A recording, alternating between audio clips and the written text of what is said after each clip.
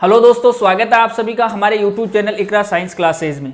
आज की इस क्लास में हम लोग बात करेंगे पीछे की जो हमने एक सीरीज स्टार्ट की है क्वेश्चन आंसर की, उसी को आगे बढ़ाते हुए पहली सीरीज हमारी कंप्लीट हो चुकी है 15 क्वेश्चनों की। दूसरी सीरीज के बारे में आज हम बात करेंगे, वही डाइजेशन और एब्जॉर्प्शन अपना टॉपिक रहेगा। डाइजेशन और एब्जॉर्प्शन के अंदर क्विज नंबर 2 के बारे में आज हम बात करेंगे। तो चलिए शुरू करते हैं। मम्प्स रोग में किस ग्रंथि में सूजन व दर्द होता है? In mumps disease which gland have pain and inflammation. किस ग्रंथि के अंदर जनरली सूजन और दर्द होता है मम्प्स रोग के अंदर? आपको ऑप्शन में दे रखा है थायराइड, पैनक्रियाज अग्नाशय, पैरोटिड और पिट्यूटरी पीयूष ग्रंथि। ये चार ऑप्शन में दे रखे हैं। इसका सही जवाब जो है वो होगा पैरोटिड ग्रंथि। पैरोटिड ग्रंथि हमारे मुख गुहा के अंदर पाई जाने वाली सबसे बड़ी लार ग्रंथि होती है। ठीक है, इसके अंदर वायरल इन्फेक्शन के कारण से सूजन आ जाती है, और जब सूजन आ जाती है तो उस रोग को हम कहते हैं मम्प्स, या इसको एक अन्य नाम और कहते हैं कनफेड। ठीक है, और ये जो रोग है वो एक वायरस के कारण होता है। उस वायरस का नाम है पैरामिक्सो वायरस। ठीक है, तो पैरामिक्सो वायरस के कारण से पैरोटिड ग्रंथि में इन्फ्लामेशन या पेन होता है, उस रोग को हम कहते हैं मम्प्स। तो इसका सही जवाब कौन सी ग्रंथि हो गया? पैरोटिड ग्रंथि। सबसे बड़ी लार ग्रंथि है, सबसे कम लार का स्रवण करती है। ठीक है, नेक्स्ट क्वेश्चन। सबसे बड़ा आंतरिक अंग है, लार्जेस्ट इंटरनल ऑर्गन अपनी बॉडी का कौन सा है? ऑप्शन दिए गए हैं आपको, त्वचा, लीवर, आमाशय, किडनी। ठीक है, तो इसका सही जवाब जो है वो होगा लीवर। अब इसमें ध्यान रखना, थोड़ा सा कंफ्यूजिंग ये है कि इसमें आपको क्वेश्चन में वैसे क्लियर कर दिया अगले ने कि सबसे बड़ा आंतरिक अंग कौन सा है। अगर यहां आंतरिक वर्ड अगला नहीं देता तो इसका सही जवाब होता है त्वचा। हमारे शरीर के अंदर ओवरऑल सबसे बड़ा अंग होता है त्वचा, और अगर आंतरिक अंगों के अंदर पूछा जाए तो सबसे बड़ा अंग आंतरिक अंग कौन सा होता है? लीवर होता है। 1.5 किलोग्राम वजनी होता है। ठीक है, और बाकी ओवरऑल देखा जाए तो सबसे बड़ा अंग जो है वो कौन सा होगा? स्किन होगा। ठीक है, जिसको शरीर का हरफन मोला भी कहा जाता है। नेक्स्ट क्वेश्चन है आपके सामने। छोटी आंत का प्रारंभिक भाग है, initial part of small intestine is ileum, colon, caecum, duodenum. आपको पूछा है कि छोटी आंत जो है वो शुरू होती है तो उसका शुरुआती भाग कौन सा होता है? तो हमें पता है छोटी आंत का शुरुआती भाग जो है वो ग्रहणी होता है, जिसको हम ड्यूडिनम भी कहते हैं। तो यहाँ पे आपको ऑप्शन में ड्यूडिनम ढूंढना है, जो कि डी में दिया हुआ है आपको। तो आपका सही जवाब क्या हो जाएगा? ड्यूडिनम। डायोडिनम डी जो है वो आपका सही जवाब हो जाएगा। एलियम क्या होता है? एलियम जनरली छोटी आंत जो है इसका लास्ट का पार्ट होता है। कोलन जो है और सिक्कम, कोलन और सिक्कम दोनों जो है वो बड़ी आंत के भाग होते हैं, छोटी आंत के भाग नहीं होते हैं। ठीक है, नेक्स्ट क्वेश्चन है आपके सामने। लार का पीएच मान है, pH value of saliva. Option में दे रखे हैं आपको 0, 6.0, 6.8 और 10। तो ध्यान देंगे, लार का पीएच वैल्यू होता है 6.5 से 6.8। ठीक है, तो इसके अंदर आपको एक डिजिट दी हुई है 6.8, तो 6.8 जो है वो लार का पीएच वैल्यू होता है। 6.8 ही वो पीएच होता है जिसके ऊपर जनरली अपना एक एंजाइम, टाइलिन एंजाइम के बारे में हमने पढ़ा है। जो टाइलिन एंजाइम जो है वो बेहतर तरीके से स्टार्च को माल्टोज में बदल सकता है। ठीक है, इसके बाद नेक्स्ट क्वेश्चन है आपके सामने। यकृत की कोशिकाएं जो भक्षकाणु की तरह कार्य करती है, यानी लीवर की ऐसी सेल्स जो फेगोसाइटिक होती है, उनको क्या कहा जाता है? Option Hensen cell, Deiters cell, Kupffer cell और नर्व सेल। तो आपको बताया गया है कि लीवर की स्ट्रक्चरल और फंक्शनल यूनिट जो है वो हिपेटिक वेन्यूल होती है, और हिपेटिक वेन्यूल के अंदर हिपेटिक सेल्स के दोनों तरफ जो है, या हिपेटिक सेल्स के पास में कुछ विशेष प्रकार की सेल्स होती है, स्पेसिफिक सेल्स होती है। वो क्या करती है? डेड आरबीसी, बैक्टीरिया इनको खा जाती है। तो खाने का जिसमें गुण पाया जाता है वो खाने के लिए वर्ड आता है फैगो। ठीक है, तो फेगोसाइटिक सेल्स होती है कुफर कोशिका। ठीक है, उन कोशिकाओं को हम क्या कहते हैं? कुफर कोशिका। तो ये सही जवाब है आपके सामने, सी ऑप्शन जो है वो इसका सही होगा। फेगोसाइटिक सेल्स जो है वो लीवर में पाई जाती है। ठीक है, नेक्स्ट क्वेश्चन है आपके सामने। लैंगरहैंस द्वीप कोशिकाएं स्थित होती है, islets of Langerhans situated in, यानी कहने का मतलब है लैंगरहैंस की जो द्वीप कोशिकाएं हैं वो किस भाग में पाई जाती है? तो इसका सही जवाब हो जाएगा पैनक्रियाज, अग्नाशय। अग्नाशय के अंदर जो पैनक्रियाटिक एसिनाई होती है उनके पास में उन जो सेल्स पाई जाती है, उन सेल्स को हम कहते हैं लैंगरहैंस की द्वीप कोशिका। लैंगरहैंस यहाँ साइंटिस्ट का नाम है, उन्होंने सबसे पहले इन सेल्स को डिस्कवर किया था, खोजा था, इसलिए सामान्यतया इनको हम कहते हैं आइलेट्स ऑफ लैंगरहैंस। क्वेश्चन ऐसे भी पूछा गया एक बार कि आइलेट्स ऑफ लैंगरहैंस, डायरेक्ट ऐसे पूछ लिया था, आइलेट्स ऑफ लैंगरहैंस ये कहां पाए जाते हैं? ठीक है, रेलवे के अंदर पूछा हुआ क्वेश्चन है कि आइलेट्स ऑफ लैंगरहैंस कहाँ पाए जाते हैं, तो आइलेट्स ऑफ लैंगरहैंस बोल दो या लैंगरहैंस की द्वीप कोशिकाएं बोल दो, कहाँ पाए जाएंगे, पेनक्रियाज यानी अग्नाशय में। ठीक है, नेक्स्ट क्वेश्चन है, आहार नाल का सबसे लंबा भाग है, आहार नाल जो है एलिमेंट्री कैनाल, उसका लॉन्गेस्ट पार्ट कौन सा है, ये आपको ऑप्शन दे रखे हैं, आमाशय, स्टोमक, छोटी आंत स्मॉल इंटेस्टाइन, मुख गुहा, बक्कल कैविटी, यकृत, लीवर। इनमें से इसका सही जवाब जो है वो होगा छोटी आंत। आहार नाल का सबसे लंबा भाग कौन सा होता है, छोटी आंत होता है। छोटी आंत की तकरीबन लंबाई होती है 7 से 8 मीटर, मनुष्य के अंदर छोटी आंत की लंबाई 7 से 8 मीटर होती है और ये सबसे लंबा भाग होता है। अगर पूछ लिया जाए सबसे चौड़ा भाग कौन सा है तो ये होगा आमाशय, स्टोमक। अगर पूछ लिया जाए प्रारंभिक भाग कौन सा है तो वो होगा मुख गुहा। लीवर जो है वो एक ग्लैंड है, एलिमेंट्री कैनाल का पार्ट नहीं है। ठीक है, नेक्स्ट क्वेश्चन है आपके सामने, दिए गए समूहों का मिलान करते हुए सही विकल्प का चयन कीजिए, match the column and select correct या एप्रोप्रिएट ऑप्शन। ऑप्शन जो आपको जो है दो समूह दे रखे हैं, पहले समूह के अंदर जो चीजें दे रखी है उनसे संबंधित दूसरी चीजें जो है वो समूह बी के अंदर दे रखी है। आपको यह पता लगाना है कि इस समूह के अंदर जो भी बात दी गई है, जो भी भाग दिया गया है, वो उससे रिलेटेड चीज इसमें कितने नंबर पे दी गई है या कहां दी गई है, वो आपको पता लगाना है। तो देखो ऑप्शन जो है, जैसे समूह एक में आपको पहला दे रखा है गृहिणी, ड्यूडिनम, जिसको हम छोटी आंत का सबसे प्रारंभिक भाग कहते हैं। ड्यूडिनम जो है वो आमाशय से निकल, मतलब आमाशय के बाद में सबसे प्रारंभिक भाग होता है छोटी आंत का। ठीक है, इसके सामने आपको दे रखा है उपास्थि पल्ला, तो ये तो नहीं होगा। ठीक है, आमाशय से निकलने वाले यू आकृति की संरचना। आगे चल लेते हैं, बड़ी आंत का प्रारंभिक भाग, आहार नाल की प्रारंभिक सतह। तो बड़ी आंत का तो भाग ही नहीं है, आहार नाल की सतह भी नहीं है, तो आमाशय से निकलने वाली यू आकृति की संरचना होती है। यदि आप एलिमेंट्री कैनाल को देखें तो ये जैसे अपनी इसोफेगस, यहाँ पे ये हो गया स्टोमक आमाशय और यहाँ से ये हो जाता है ड्यूडिनम, तो ये यू शेप स्ट्रक्चर जो है वो ड्यूडिनम कहलाती है। तो एक तरीके से आमाशय से निकलने वाले यू आकृति की संरचना, यानी कहने का मतलब है कै जो है वो किससे रिलेशन रखता है, सेकंड नंबर से। इसके बाद अगर हम बात करें तो नेक्स्ट आ जाता है इसमें गाटी ढक्कन। गाटी ढक्कन एपिग्लोटिस जिसको हम कहते हैं, एपिग्लोटिस जो है वो एक फ्लैप ऑफ कार्टिलेज होती है जो फेरिंक्स के नीचे वाले भाग पर पाई जाती है और ये भोजन जो है उसका श्वास नाल में जाने से उसको रोकती है। तो भोजन को श्वास नाल में जाने से रोकने वाली, विंड पाइप में जाने से रोकने वाली स्ट्रक्चर को हम कहते हैं घाटी ढक्कन। ठीक है, उपास्थि से युक्त संरचना होती है। तो इसका जो सही जवाब है वो फर्स्ट में मिल रहा है। ठीक है, अब आपको दो से ही इन ऑप्शन को देखते हुए सही जवाब जो है वो तय कर लेना है, सारों को देखने की जरूरत ही नहीं है। देखो कैसे, आप ये देखो कि कै जो है इसके लिए सेकंड आंसर से कै के लिए सेकंड कहां पे आ रहा है, तो देखो कै के लिए फर्स्ट इसमें आ रहा है, इसमें कै के लिए 4 आ रहा है, तो ये दोनों ऑप्शन तो कट ही गए। अब आपको आंसर किससे सिलेक्ट करना है, डी और सी में से। ठीक है, तो कै में सेकंड इसमें भी आ रहा है, कै में सेकंड इसमें भी आ रहा है, तो आंसर तो एक होगा। तो फिर खे का देखो आगे, घाटी ढक्कन फर्स्ट। ठीक है, घाटी ढक्कन यानी खे के लिए फर्स्ट, खे के लिए फर्स्ट इसमें भी आ रहा है, खे के लिए फर्स्ट इसमें भी आ रहा है। इसका मतलब ये है कि ये दोनों जो है वो खे तक तो सेम चल रहे। अब आगे जाना पड़ेगा, हमें सीरोसा को देखना पड़ेगा। तो देखो सीरोसा क्या होता है, सीरोसा जो है वो आहार नाल की सबसे बाहरी परत होती है। आहार नाल की 4 परतें होती है, सीरोसा, मस्कुलेरिस, इसके अलावा सबम्यूकोसा और म्यूकोसा, ये 4 परत होती है। इनके अंदर सीरोसा सबसे एक्सटर्नल लेयर होती है। तो आहार नाल के प्रारंभिक सतह, आहार नाल जो है इसका इनिशियल लेयर जो है वो कहलाता है सीरोसा। तो जाहिर सी बात है घे के लिए कितना नंबर आ जाएगा, 4 नंबर।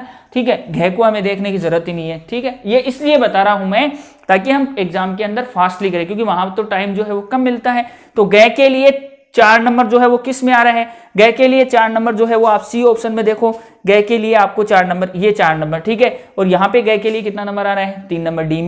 डी में जो है घे के लिए 3 नंबर आ रहा है और जो सी है इसमें 4 नंबर आ रहा है। तो सही जवाब आपका क्या हो जाएगा, सी हो जाएगा। ठीक है, सिक्कम क्या होता है ये हमें पता है, बड़ी आंत का सबसे प्रारंभिक भाग होता है। ठीक है, तो इसके लिए कितना नंबर आ जाएगा, 3 नंबर। तो ये देख लो आप, सेकंड, फर्स्ट, फोर्थ, थर्ड, तो सेकंड, फर्स्ट, फोर्थ और थर्ड, तो सी जो है वो इसका सही जवाब आ गया। ऐसे क्वेश्चन जो है वो बहुत बार गलत होते हैं। ठीक है, तो हमें ध्यान से करना है इनको। ठीक है, नेक्स्ट क्वेश्चन है आपके सामने, निम्न में से कौन अलग है, which is different in following. तो कोई एक 4 ऑप्शन है, इन 4 में से एक अलग है, तो इसका सही जवाब होगा टाइलिन।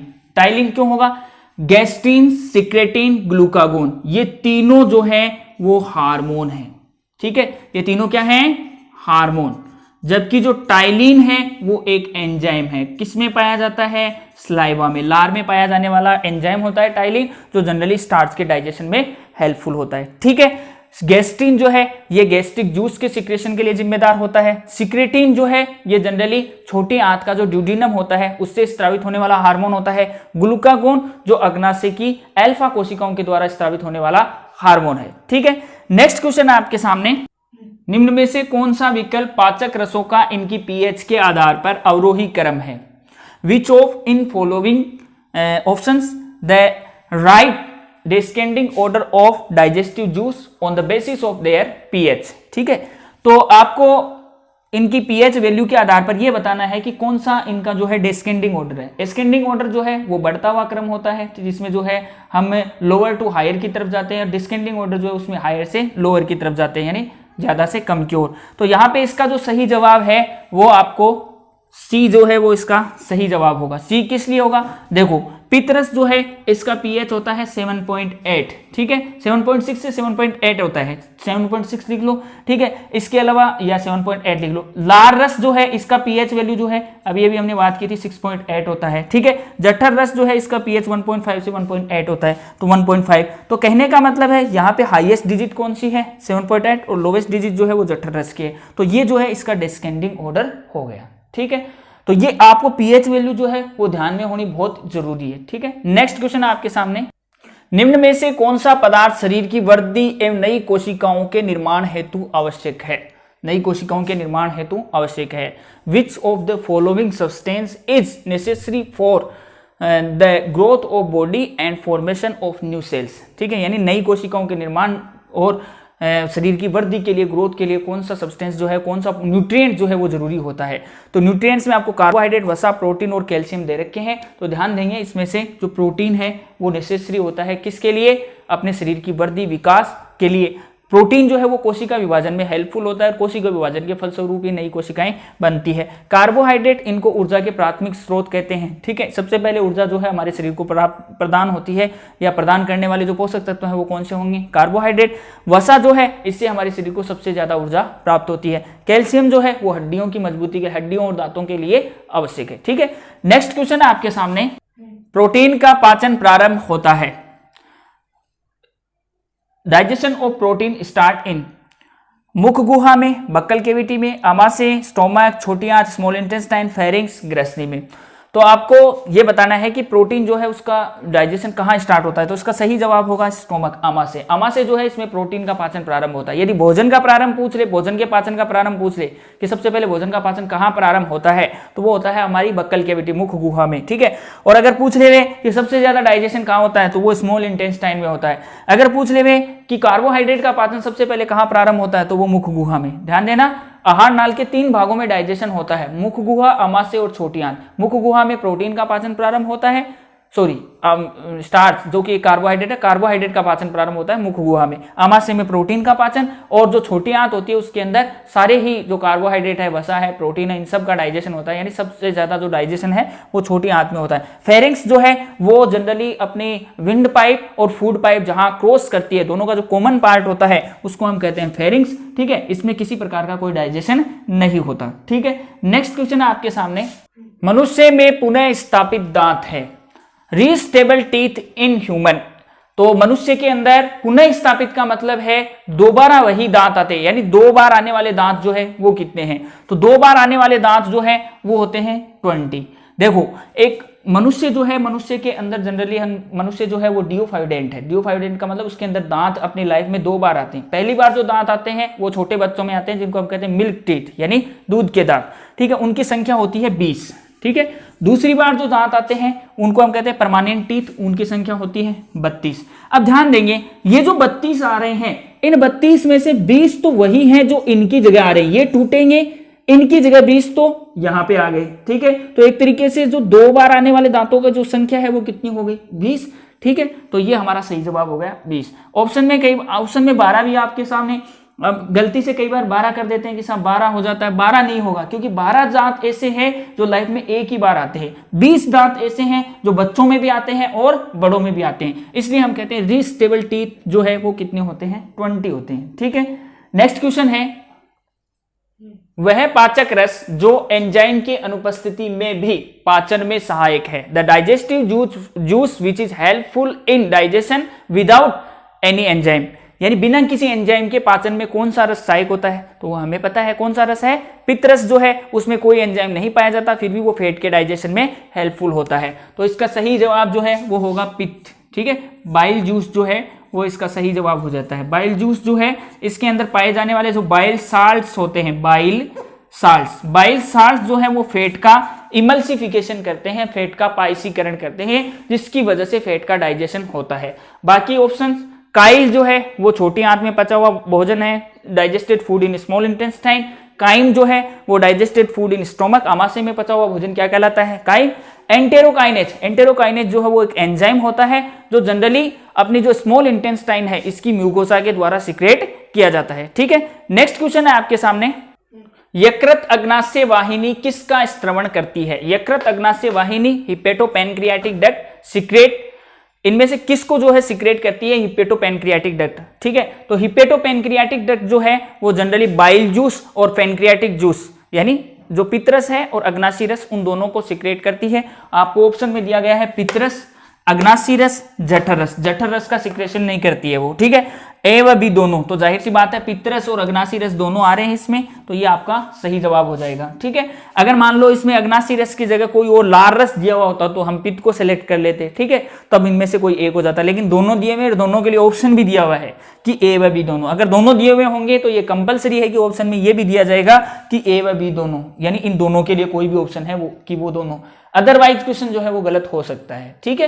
तो क्वेश्चन गलत माना जाएगा अगर मान लो दोनों दिया हुआ है, यहाँ पे ये ऑप्शन नहीं है, बोथ ए एंड बी, तो हिपेटोपैनक्रियाटिक डक्ट इनमें से किसी एक का नहीं, दोनों जूस जो है उनका सिक्रेशन करती है, उनका स्त्रवण करती है। हिपेटोपैनक्रियाटिक डक्ट, हिपेटिक डक्ट जो है वो निकलती है, जो अपना जो गाल ब्लेडर है जिसके अंदर लीवर जो है वो स्टोर होता है, गाल ब्लेडर से बाइल को लेकर के आती है राइट और लेफ्ट हिपेटिक डक्ट। ठीक है, सॉरी, जो गाल ब्लेडर की जो डक्ट होती है वो बाइल को लेकर के आती है, और जो गाल ब्लेडर की डक्ट है वो फिर आकर के जो पैनक्रियाटिक डक्ट होती है उससे कंबाइंड होती है। जो पैनक्रियाटिक डक्ट और गाल ब्लेडर की डक्ट है वो दोनों कॉमन होकर के जो डक्ट बनाती है उसको हम कहते हैं हिपेटोपैनक्रियाटिक डक्ट, यानी यकृत अग्नाशय वाहिनी। ठीक है, ये यकृत अग्नाशय वाहिनी छोटी आंत के ग्रहणी भाग के अंदर खुलती है, स्फिंक्टर ऑफ ओडाई की सहायता से, ओडी के अवरोधक की सहायता से खुलती है, और वहां पे ये दोनों रसों का स्त्रवण करती है। कौन सा रस, एक तो पित्त रस और दूसरा अग्नाशी रस। पित्त रस का निर्माण कहाँ होता है, लीवर में, अग्नाशी रस का निर्माण कहाँ होता है, अग्नाशय में। ठीक है, तो ये हो गई आज की आपकी